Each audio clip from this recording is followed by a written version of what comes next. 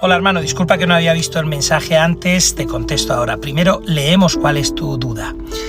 Hola padre, me gustaría hacer una pregunta. ¿A partir de qué año o periodo se considera que un creyente ya es católico y no un cristiano primitivo? Bien, vamos a contestar a esto.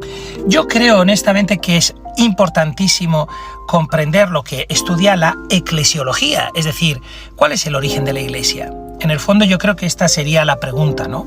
¿Cuándo podemos decir que se funda la Iglesia? Y yo creo que hay algo fundamental, y es que no hay diferencia entre ser católico y el cristianismo primitivo.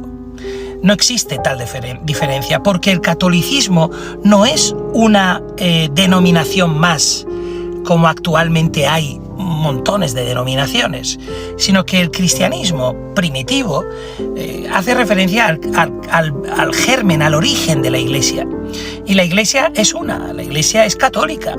¿Qué es lo que ocurre? Que con el devenir del tiempo, esa Iglesia, la que fundó Jesucristo, empieza a recibir lo que se llaman herejías, docetismo, arrianismo, etcétera, ¿no?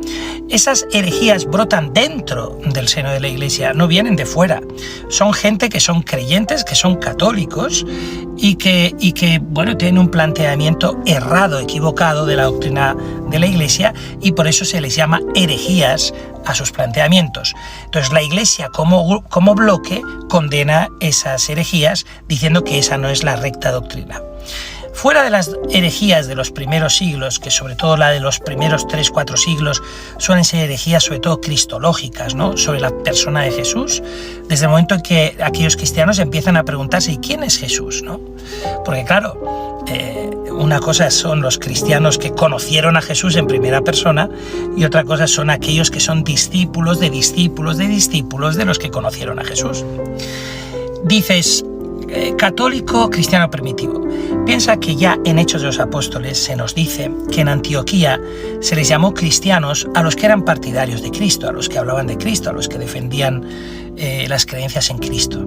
Es en el mismo lugar donde se les llama cristianos por primera vez, donde se les llama también por primera vez católicos, por San Ignacio de Antioquía, como te han respondido. Es decir, no hay ninguna diferencia entre la Iglesia primitiva y la Iglesia católica, es la misma. Y después, con el devenir del tiempo, es cuando empiezan a aparecer esas otras denominaciones que llamamos protestantes, porque brotan del inicio de la Reforma Protestante en el siglo XVI. Pero fíjate que la inmensa mayoría de las iglesias pentecostales y tal son incluso del siglo XIX, muy posteriores, ¿no? No hay diferencia entre uno y otro.